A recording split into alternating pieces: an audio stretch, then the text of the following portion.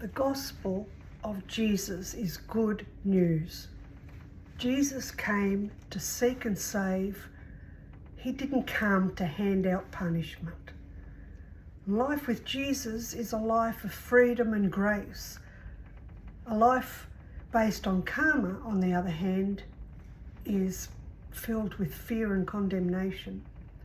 Karma teaches that the universe will give to us good for good and bad for bad. For example, good things will happen to good people, bad things will happen to bad people.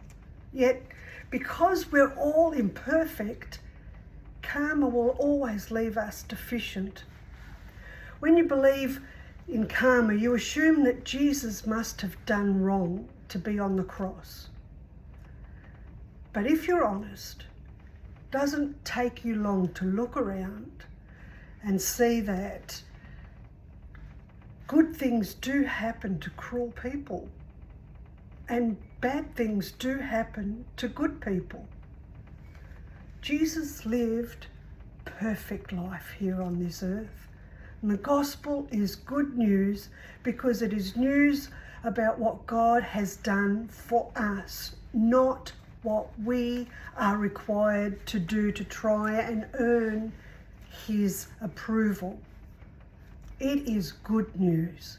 It's good news that Jesus came here for us, lived perfectly for us, placed himself on the cross in our place, gave us all of his perfection, his forgiveness, out of his grace and mercy. He walked out of the tomb and is alive today. Because he's alive, we have life if we believe in Jesus. This is good news that we respond to. No matter how many times you come back and live and try and restart again, you will never be able to live perfect enough to win God's approval. The gospel is not just good advice, 7 things that we must accomplish or these things that we must get done. That's exhausting, and advice is exhausting because you'll never know, have I done enough? You're never quite sure if you've met the approval level for God.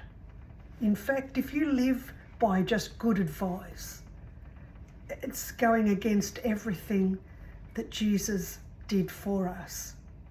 And it's saying that what Jesus did was unnecessary. If you could do enough things, if you could live well enough, if you could just keep coming back and adding to and getting better, Jesus coming and living and dying was totally unnecessary. But he didn't die for nothing. Jesus died to make us sons and daughters of Father God. This is good news.